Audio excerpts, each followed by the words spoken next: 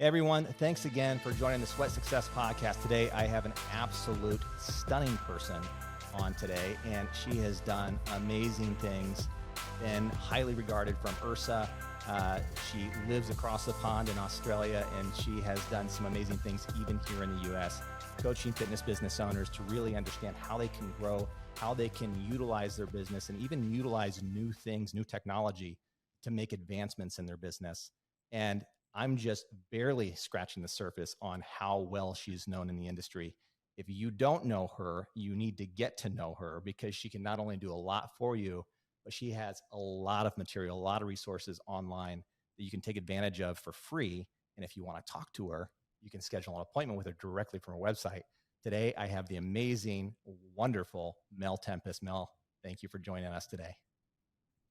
Thank you, Michael. And what an amazing introduction. Thank you very much. Well, I could have gone on for a long time because you've done a lot in the industry. You've been around doing this for over 20 years. And I really want to start talking a little bit about what you've got going on with Ignite Fitness Business and the event that you have coming up in September in Australia. So talk about that a little bit, because that, I think, has a lot of value for people who are in the fitness industry. They own a studio or a club, and they're trying to figure out how can they amplify their business, how can they take it to the next level, and even meet people, because you're a great connector. You've connected me with some people already. So how can they get to know a little bit about that, and tell us a little bit about what it is? So back in 2018, at the end of the year, we decided that we were going to launch our own fitness business events. And this was because we felt that there wasn't enough out there on the local level or state level for independent business owners. So we created Ignite Fitness Business Events, which is based on roundtables and guest speakers. And each roundtable, there'll be 6 to 7, will have its own speaker.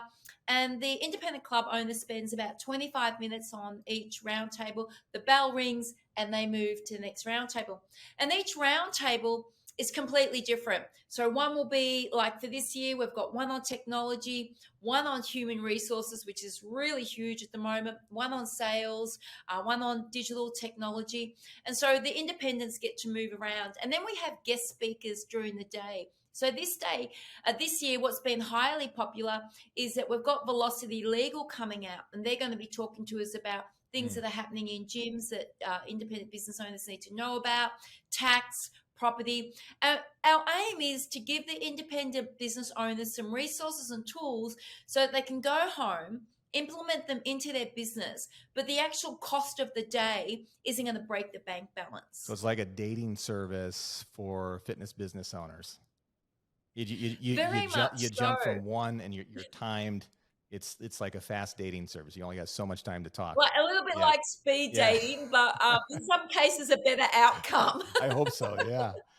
So you talk a little bit about legal, and I ask this question because there are, legal requirements in different countries and in different states, obviously, even across the countries or regions.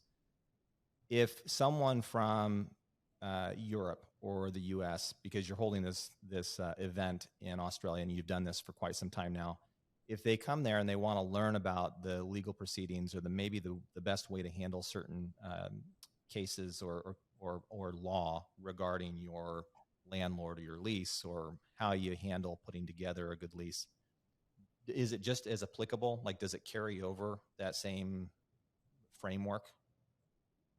I think the information always carries over, because the objective is to alert business owners to information that perhaps they don't already know.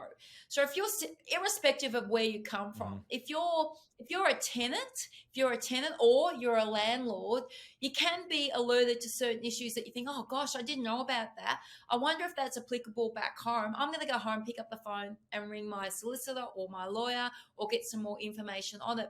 The thing is, the reality is most independent gym operators don't open gyms, with all of these tools. They open gyms because they're passionate about what they do, whether it's classes or doing, gym workouts, whatever the issue might be, they open it based on passion. They don't go with a Bible that tells them what to do in business, especially with legal stuff and with human resources.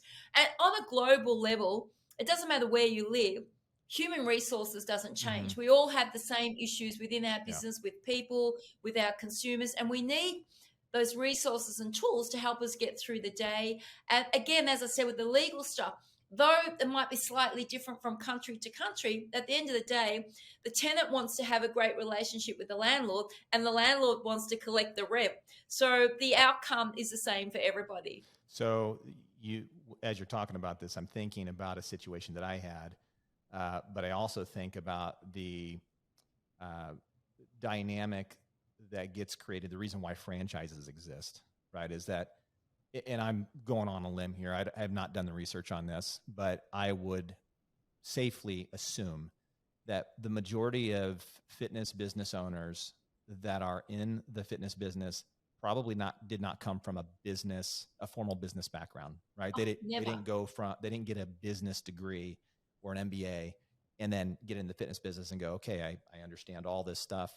Or they worked for a business and they worked their way through the ranks to understand specifically how they wanted to open that business. So one of the things that I ran into, my first, you know, fail points was negotiating a lease with a landlord and not being specific enough about the HVAC units. And without my knowing, these HVAC units were like 25 years old. They were on their last leg. And we had a verbal conversation about them replacing these units. And here in the US, you know, depending on the size of your building, how many HVAC units you need and how many tons per, you know, square foot or cubic ton they cover, um, for air circulation and cooling and heat, all that stuff. So they ended up saying that they would replace them, no problem. This conversation was had. And then when it got to the lease agreement, because I didn't have it in writing, I just assumed that, you know, we had this agreement. They ended up not replacing the HVAC units. And I was stuck with these old junk units, and I had to put in, I think it was like almost $7,000 per unit plus the labor to get them installed. And it was expensive. So you talk about these things, and then, you know, brings me back. I'm like, oh yeah, I remember when I was a newbie and it was so painful. And I think that it's so valuable. You know, the cost to go to an event like this, to go meet with you, have all of this knowledge wrapped up in, you know, the fitness Bible book on business, they can get that and they can have experience from people who have already done this. And they're not going to pay. I mean, had I done that, it would have been worth the trip for me to get out there, meet with you, sit at these round tables, have the conversation with everyone, take notes, and go back. And then I probably wouldn't have been in that position because I would have learned about it early on. Yeah. So what other things that you think that maybe somebody could get from this? You talked about technology.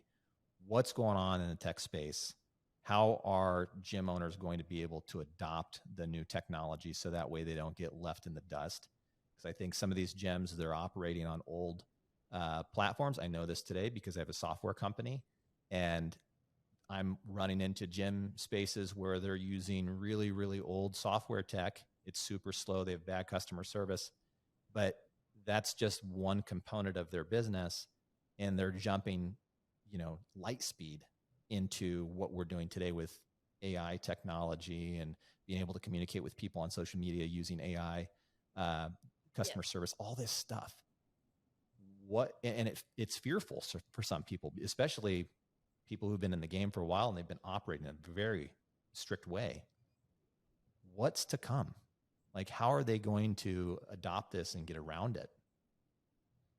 Yeah, I think the most important thing, Michael, is to keep yourself educated. And obviously, that's going to events and speaking to fitness business coaches and speaking to other club owners. There is a supermarket out there of, as you know, club software, group fitness programming, and new product. And it can be quite overwhelming for, as I said before, people that open up clubs because they're passionate about what they're doing. And then all of a sudden they find they've got all of these new competitors around them that have the latest technology, the latest wearables, they have online classes, they have virtual classes, and they're the old school gym. They've just got the weights, a couple of treadmills, and, you know, people come out and work out and do their thing. What's going to happen I to think if you want those people? Because I ran into a guy the other day. He's got a club. It's a great club. I love it. I would work if I was closer. I'd work out there all the time. old school chalk plates. Yep. It has that Yep. musty smell. It's what I remember a gym being, and great place to get a great lift in, but it doesn't have all the other stuff. And I think there's a spot for that. But what's going to happen to them in the next 5 years? I think if they don't move, if they don't progress, they end up having to make a decision whether they stay or whether they close the door. You only have to look at the latest Club Intel report by Mark Williamson. 18 to 24-year-olds are spending $360 billion globally on health and fitness and their lifestyle. And so the reason these guys are spending that type of money, Michael, is because they're going to clubs, they're going to studios that have all of the bells and whistles, the things that they enjoy. If you don't provide some of them, you are going to miss out on an income coming into your club. Yeah, of course, there's going to be a market for the old school, but it's going to be a very, very small market. And I think in that situation, you would want to be the person that owns the building, owns the equipment, and this is something that you do for a bit of fun. You've got 100, 200, maybe 300 members. If you want a serious fitness business, then you have to look at what's going on. You have to move ahead, because otherwise you will become that club owner that does shut their doors. And we've been open for 20 years now. And, when we first opened, it was all about the newspaper ads and the radio ads. Now it's about the social media ads. It's about Instagram, TikTok, Snapchat. If I didn't progress and I didn't move forward, irrespective of my age, I'm quite sure that I would no longer be open. So do you think, I've got a couple questions here, because you hit on a few things that I think not only have value for the listeners, but they have value for me. So I'm a little, biased. I want to get the info. So if you're this gym, okay, you have this aging population, right? 55 plus is happening very quickly with the baby boomers. And I don't know if you guys have silver sneakers there. We have it here in the States. Yeah, okay. We do. Yeah. So you have this silver sneakers program. You can get more members in the door, and then maybe they buy other services, which is great for the business. But then you have the Z generation, and they're coming through the pipeline. They're spending the kind of money that you're talking about. Where are you advertising them? Because you have this dichotomy of information of, the baby boomers who probably are not on TikTok. And then you have the young kids who are on TikTok. Are you spending money today on TikTok? If so, what percentage is going to TikTok and some of these other social platforms? Where do you break that down? So it's a great question. And the answer is different for every single club owner, because their demographic is different. And so it really comes back to understanding your demographic. So I'll use my own club as an example. We're a non-intimidating environment. We're 1,500 square meters. We have 3 group fitness studios, gym equipment, cardio equipment, just like all the other gyms. But I look at the people that are coming into my club. So yes, I do have 18 to 24-year-olds. Are they elite athletes? No. Are they fit? Majority, no. They're looking for somewhere to start. Now, what I have found is these starters in that 18 to 24-year-old age group, believe it or not, they're actually on Facebook and they're on Instagram. So TikTok and Snapchat become irrelevant when I'm trying to derive an income from the deconditioned market. Have you tried it? For that age group. Have you tried any advertising on TikTok and Snapchat? On TikTok? No, we have a TikTok account. We have a Snapchat account. We do not use it because that is not where we derive an income from. Why waste my money on somewhere where I'm not picking up clients from? Somebody might be saying, oh, come on now. If you actually invest, you might pick some clients up.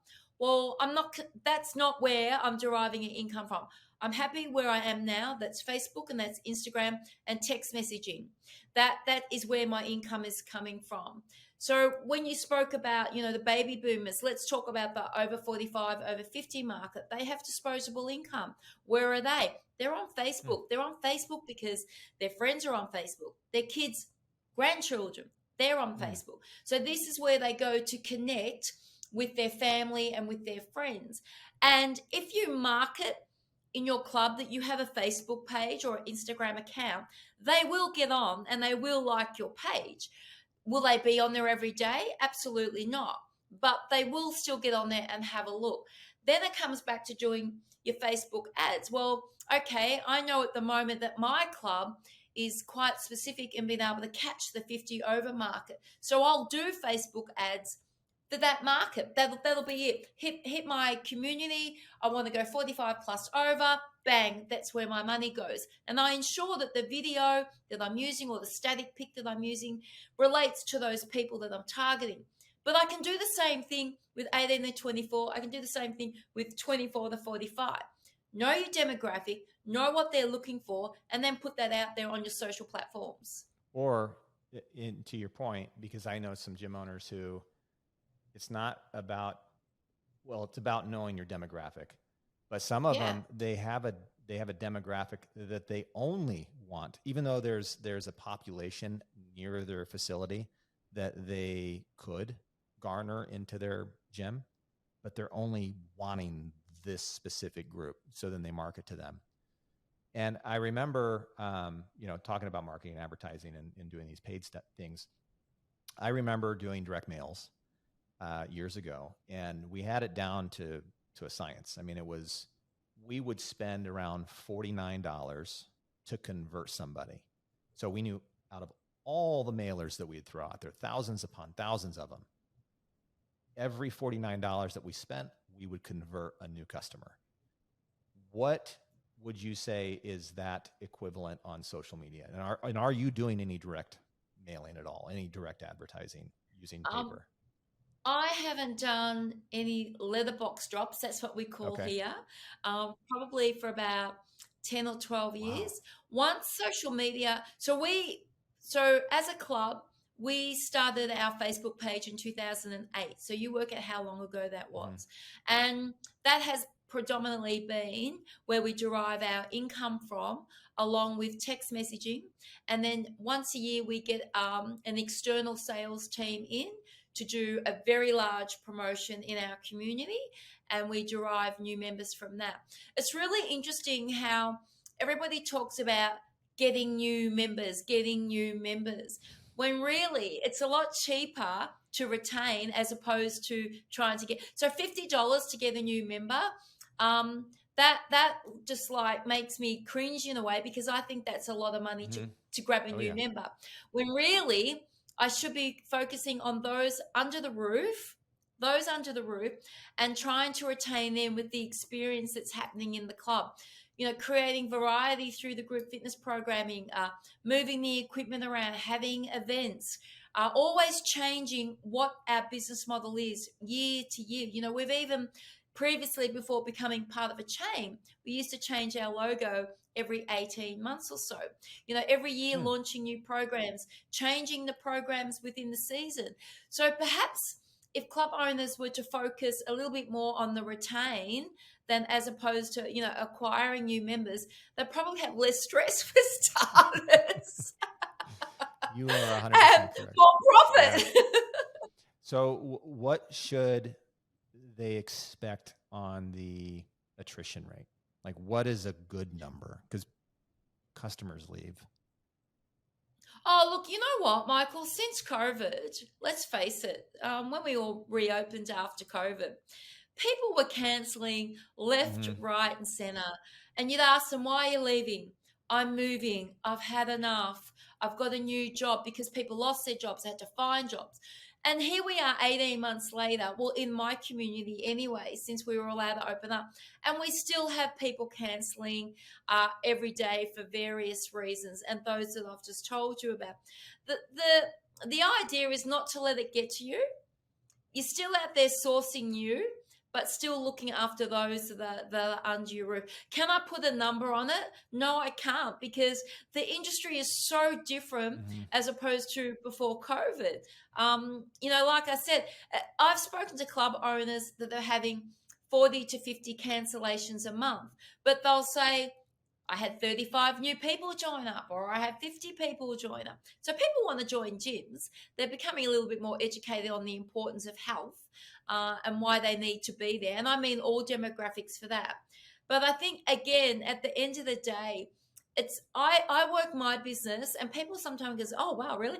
I work my business based on the profit, not about how many members I have, many, coming, leaving, or I work it on the profit at the end of the month.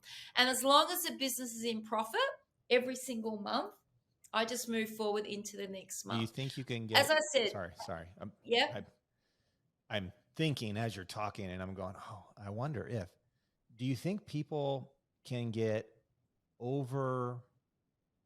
They can overanalyze because yeah, you absolutely. see all these metrics. Yeah, It's like this metric, that metric, this yeah, metric, and you just said something that was so simple.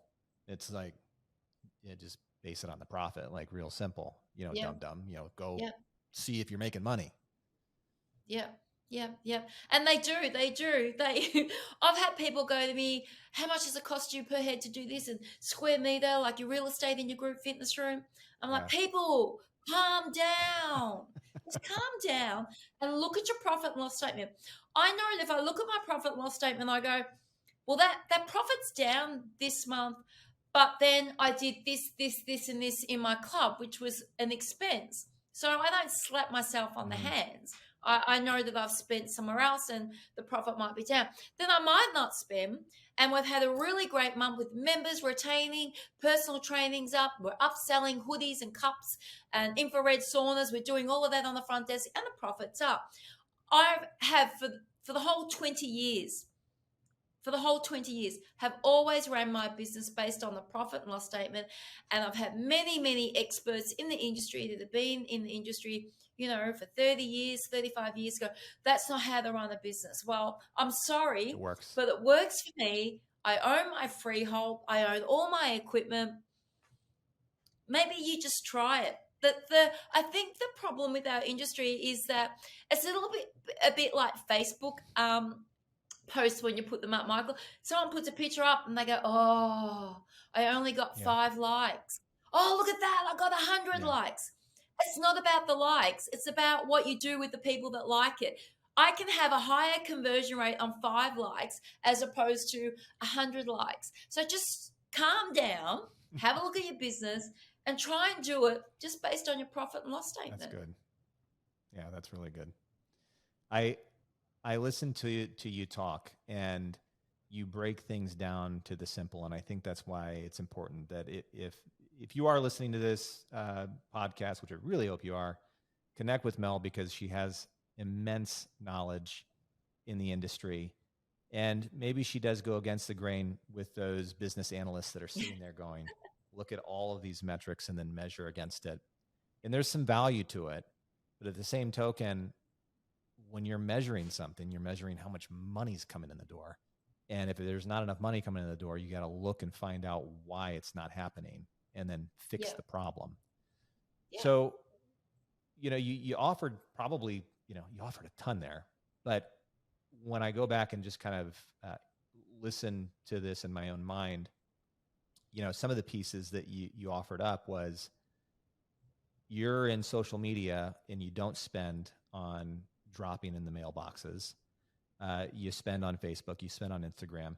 And if you were to break it down, it would be spending in the meta, right? The Facebook, Instagram area, getting clients in there, keeping people in the gym by making adjustments to your business model, investing in technology, investing in your people, investing in your clients. And then if I were to go the next step, it would be that you outsource a sales team. Yeah. What does that cost? Just so people know. And it doesn't have to be, it can be a rough range. That's okay. So for each club, the cost is different. It's never the same. It's never the same. So I'll explain it in layman's terms. You get an external sales team coming to your club. Come into the gym? They come into your club.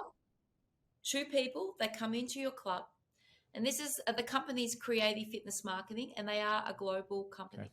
They come into your club and let's say they spend $60,000 in your club over a 6-week period. Okay, sounds like a lot. You already lost me. I mean, I'm the guy on the other end going, 60 grand in 6 weeks, right? Okay, so that's an, but for some clubs, if you're a smaller club, it might be 30. If you're a huge club, it might be 100. So every club is completely different. So don't assume that 60 is for every club. And so that 60 will be spent. They go a lot deeper on their digital marketing than what any lay club owner can do. So if you think that posting a sponsored ad from your main page is how you derive clients, no, these people will go so deep it will blow your brain out. They book appointments, they have 2 open days, they have flash sales. The secret to the success is that you do go in with a very low price point, but they sign the client up on a contract for 3 years with an exit fee. Okay, so you've guaranteed your income if they stay with the club, and that's up to the club owner to create experience for them to stay. So it's 36 months, X amount of dollars per week. If Michael comes to me and says, look, I want to cancel, there's a certain criteria that they need to meet, which includes an exit fee before they can exit that contract. Now, everyone's out there saying, but Mel, I don't have 40,000. I don't have that money in the bank. That's okay, because over a certain amount of time, you'll pay that money back through your direct debits to the marketing company that come into your club. Now, everyone's saying right now, why would you do that? Why would you do that? Well, let me tell you, I've been open 20 years. I've done 12 campaigns with these people, and they've derived over something like 3,000 members for me, probably more actually during that time. Nobody will come into your club like these guys do and create such massive brand awareness for your brand in the community.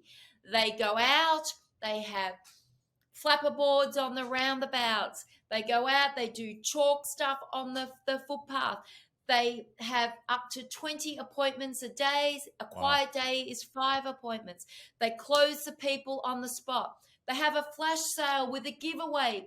People come in on the day. Our last open day, they signed up 76 members in one day. Wow. In the 5-week campaign, they signed up 276 members for us. You as a club owner, as an independent club owner, cannot do what they do on this scale. Why? First of all, you probably don't have the money in the bank. And if you do, you're probably too scared to spend it in case you don't get any conversions. Where these guys come in, and let's say you've got the worst happening. They're there week 2, week 3, sales aren't coming in. They'll just come to you and go, it's not working. We're going to shut the campaign off. We don't want to spend any more money. And they might come back in 4 or 5 months' time. Wow. So each time they come and do a campaign, of course it has a call to action. So it might be our 20th birthday sale, the opening of our wellness zone. We've refurbished the club. So everything that they do has a reason for the consumer to want to come in the club and do a tour. They do the tours. Your team have nothing to do with it. They sit down. They do the paperwork. They enter the paperwork into the system. They even answer your phone behind the desk. So they become part of your team culture and even wear your uniform. They don't charge you up front. There's no fee up front for this? No.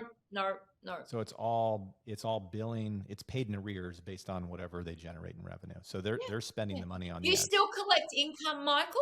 The income just comes in at a lower scale, and then once the debt's paid off, and then pretty much you're getting all your direct debits coming in straight away. And how long does that take for you? So again, you sit down with the company, and each club owner has their own set of terms. That's great. That's wonderful. It's fantastic. And another thing that you can do, so let's say the external team have left on the 1st of July. So what you know is, because they've done so much digital marketing on Facebook and Instagram, you know that your analytics are pretty high, people are coming to you. So what you do then as a club owner is you go in with a quick sale. You go in, and I'm making this up, 6 weeks, $60 to try and capture those that didn't join, Mm-hmm. get them in on something short, sharp, and quick, and then before they expire, hit them up again to rejoin and re-sign. So we've gone down this marketing path, advertising path. I want to talk a little bit about technology and keeping people. So what is it that they need? Because you're the person I would say that is so far that I've met, that is the most open-minded about new tech and being an ambassador for it, coming in and testing it out, because you want to be ahead of the curve. You're that person that's trying new things. It may break, it may not break, it may be the best thing you've ever tried, but that's the reason why you stay ahead of the curve, is because when something does work, you're the first one. So what's the, I guess, why do you do that? Because you could just be that club owner that does exactly, bringing in that group every year for 6 weeks, knowing that you've got X amount of people leaving, but you know that you're going to drive a big revenue sale, and you just keep your gym same old, same old. It's the same thing. Hasn't changed. Why change it if something's working? Because that's the question that I'm getting from people. I'm going in, well, why change it? There's nothing wrong. Everything's working fine. So the first question you ask yourself when a supplier comes to your club to sell you something, please don't say to them, so how much is this going to cost? Okay? Because if that's your first concern, you shouldn't be spending money anyway. All right? So the question that you need to ask when the supplier comes to the club to show you something, let's use, for example, let's say it's MyZone or it's the Evolt scanner. It's one of these things. What type of income is this piece of equipment or technology? What type of income am I going to derive from it? And how easy is it going to be for me to market and upsell to my members? That's the first thing you probably need to ask. I get what you're saying. It's a little bit like software, let's be honest. There's so many incredible software programs out there at the moment that can do much more than the dinosaur club software that we are currently using as club owners. We don't admit it, but sometimes as club owners, we can be very lazy about changing things in our club, and software is one of them. And the thing is, we feel that it's going to be a headache. Oh, it's going to be a headache. We've got to do this and we've got to do that. And I have to learn how to use a new tool. The staff have to learn how to do it. And it just becomes, you create this problem in your head that you really shouldn't be creating. And hence why a lot of people go, no, it's working okay. I'm going to leave it. The thing is that there's so many new cool tools out there at the moment that can be helping us retain members and can be helping us acquire new members. And just as human beings, we just don't want to learn it. We just want to go off and do other stuff during our day. The funny thing is, if a new coffee shop opens in town, what do we all do? Let's go try the new coffee shop out. We're there in a minute. Yeah. Or perhaps there's a new dress shop or a new restaurant. Yeah, let's go try it out. Let's go try it out. So why not try the new technology that is out there for you? Just say to the company, look, I'm interested, but these are my issues. Be honest and upfront. Can I try it out for a couple of weeks or 4 weeks or 6 weeks? And just give it a go, because we're humans, we're consumers, and we go out and try all of this other new stuff. So why not try what's new out there? If it fails, it fails. If it works, have you lost there's new income. Have you lost coming members in that situation where you've tried a new technology? No, never, ever. What we do in our club, and I believe a lot of other club owners do this, we don't sack one to put in the same product.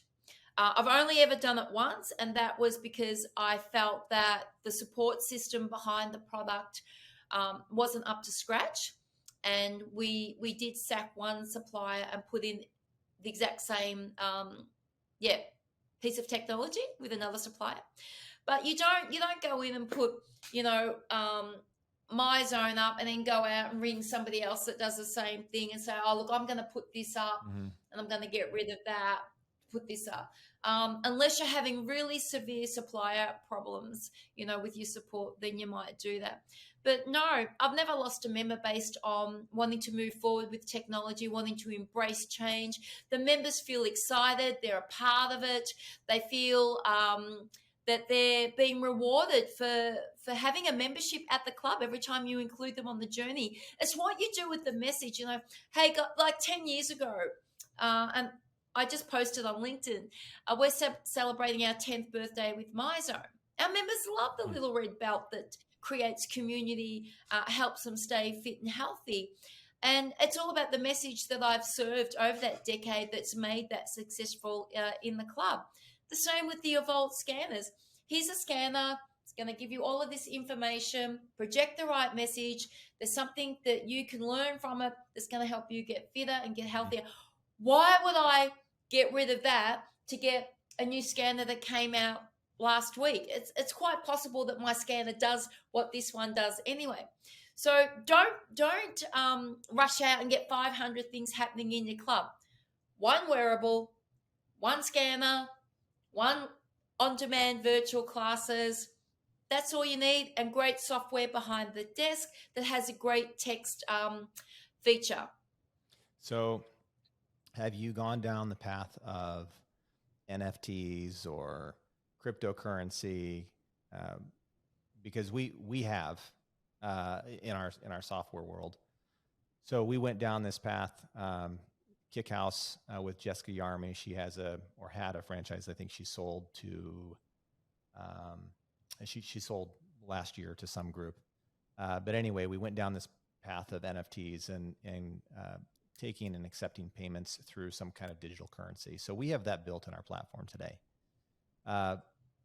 Where do you think digital currency and the ability to, and NFTs is just a long name for basically membership, non-fungible token.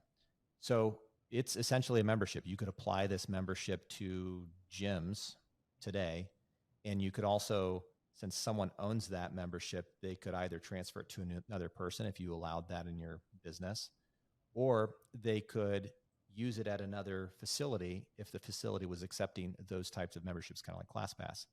So do you feel, even with cryptocurrency, because there's now new digital things coming out, there's, I think, what's called the World Coin, which exists, and it has the ability to be truly a platform that's used unanimously. The founder of ChatGPT is partnered with a gentleman who they've been working on this for a few years now. And you look at that and you go, we went from this one currency platform of shillings all the way now to plastic and paper, and now we're in this digital age. Do you think this is going to happen? And if so, is it something you would adopt? I think that's a great question. I think down the track, yes, it will become a tool that club owners will need to look at. The reality is this: you're a software producer. So your education on that is 10 out of 10. For the average club owner today, and I say the average club owner today, they don't even understand the language that you speak. Mm-hmm. So for them to even think about it is non-comprehensible. For me, I would have to sit in a workshop for half a day to understand, first of all, what you're saying, and then I want to know, how am I going to implement it into my club? And what sort of income am I going to derive in 2024, 2025 if I do that? If you came back to me and said, well, probably not until 2030 there'll be a high percentage of people paying this way, I would probably say to you, well, Michael, I'm probably not even going to be a club owner in 2030. So right now, knowing my demographic and knowing that I don't have the type of consumer that would utilize that, I would say to you, no, I'm not going to introduce that. But if I had a gym on Wall Street Of course, I'm going to put up my hand and say all of the people in Wall Street are highly educated in this. So they're probably going to want to be Mhm. able to purchase that way. Um, I think at the end of the day, look, we progress in life in lots of different ways, and this is going to become part of our industry. It's going to come back to education at the end of the day. Are people talking about it now here in Australia? Not at independent club level. Are they talking about it at franchise level? Yeah, probably around the boardroom table and the coffee table and having a few beers.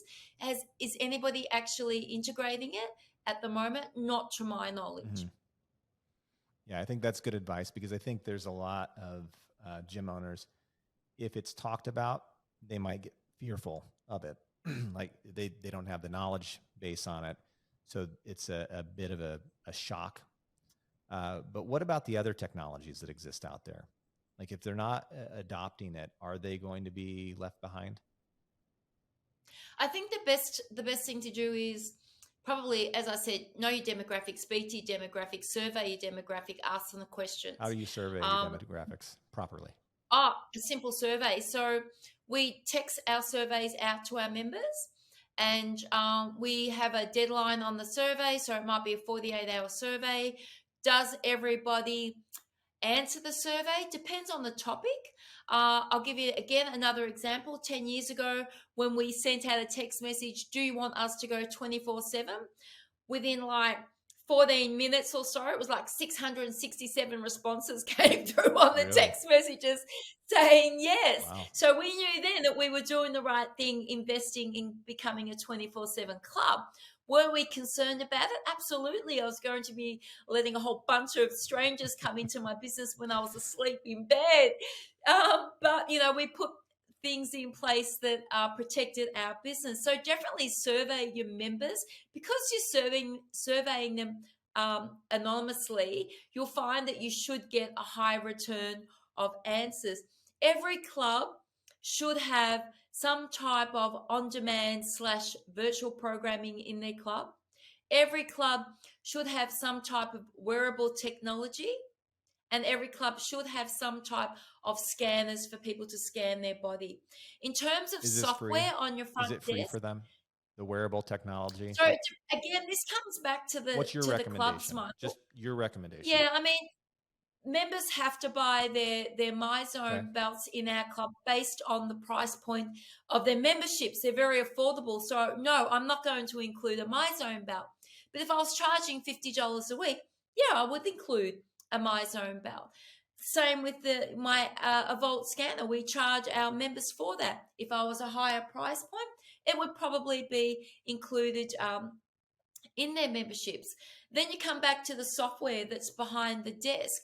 You should have software that can send out text messages. You should have software that sends out automatic reports daily to the club owner. Hi, Mel, today you have 10 direct debit Hmm. members. Hi, Mel, today you have 10 paid upfront members. Hi, Mel, today you have 47 members expiring with their mobile numbers. Bang, there goes the text messages going out. So, and there should be a dashboard there for the club owners so they can log in and see what's happening on their front desk. They're the most important aspects of your club. I find I'm going to jump into something different because as you're talking about keeping members and technology and the things that you use to kind of keep them around and things you're supposed to have, I think about some of these gym owners, and I find I could be wrong about this, but kind of the consensus across the board is that I find a lot of times gym owners um, they might find an opportunity to work on something other than the pressing things, the important things, driving new sales and keeping existing customers. What are the things that you're teaching um, your gym owners that you're working with and fitness studio owners? What are you teaching them? Or I should say, what are the top three things that you would recommend to them? If I don't even really know the complete syllabus that you teach, but if that was part of your syllabus and you said, these are the three things you have to stick to in order to see longevity in your business, because you've done it already for 20 years. And I'm sure there's people who you've attracted, and maybe they help out manage your business. And now you kind of, when you want to take a vacation, you can do it. And maybe, 19 years ago, that wasn't the case. What are those three things? Because I talk to gym owners and I find a lot of times they get totally distracted. They're looking over here. They're almost like me having conversation with you, where I go down a rabbit hole over here and then I go to left field. The next question, what is it with gym owners? How can you kind of keep them contained so they focus on the right things? Great question. I think you have to ask the club owner, what is the outcome that you want from your business? Is it lifestyle? Is it just pure enjoyment of what you're doing day to day? Most club owners that want growth, profit, and lifestyle, they'll sit down and they'll just say to you, these are my pain points. And every club owner has different pain points. I feel that the majority of club owners, again, they're passionate about what they do, but they don't really understand their business. So here's the common conversations that I have, Michael. Group fitness / group programming. I can't get foot traffic through the door. Okay. Are you creative? Do you get on the internet and look at what other clubs are doing? Usually it's no and no. Why aren't you doing it? I don't have the time. Why don't you have the time? Well, because there's this that's got to be done and there's this that's got to be done. Can you delegate those tasks elsewhere? Well, they don't do as good a job as what I do. You still need to delegate, because I can assure you that once a team member makes a mistake and you correct it for them, they'll never make that mistake again. So I always say to my team, I don't care if you make a mistake, I'll fix it, but you'll never make that mistake again. So a lot of club owners struggle with creative content for their group fitness programming. Secondly, again, it comes back to behind the desk. What can I be doing to get more foot traffic through the door?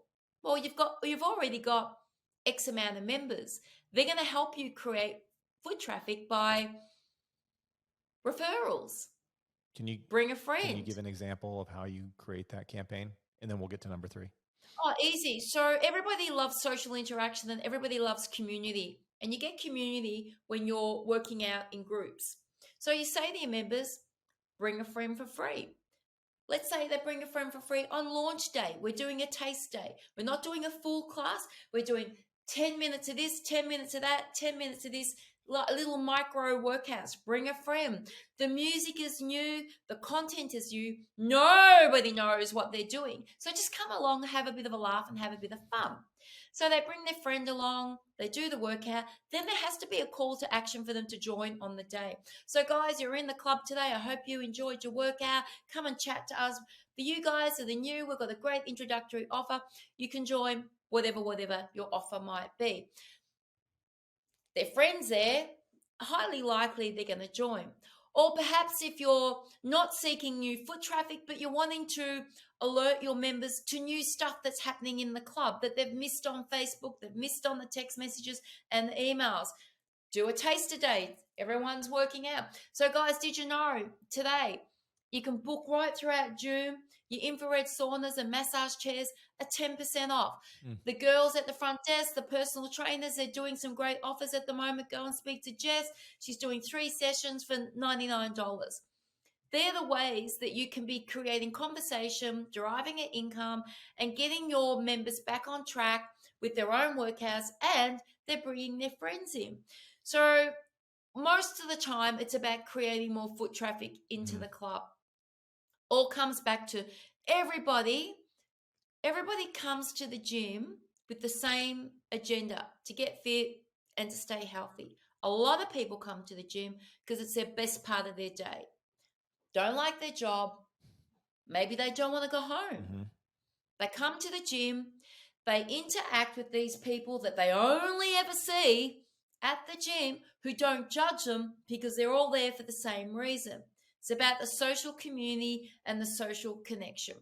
And sometimes club owners don't even realize that they've got these different little communities happening in their clubs that they could be working on that's going to help them derive an income. That's wonderful. I have taken you down a lot of different paths to try and squeeze as much out of you as I can because you have so much experience. Is there anything else you want to add? Because I have one more thing I want to ask because I want to give it to the listeners. If you're a gym owner out there and everybody knows I'm very passionate about group fitness. So if you've got group fitness programming, please have a look at what's out there. There is this global supermarket of incredible group fitness programs out there from so many different suppliers that you could be launching in your club that gives you a niche in your community. It gives you a USP. You're not replicating what the club down the road's got or your competitor around the corner. If you don't know where to find them, ask me. What I love about the suppliers that are out there now is not all of them have license fees. Your instructors go along, they get trained in the program. There's no month-to-month license fees.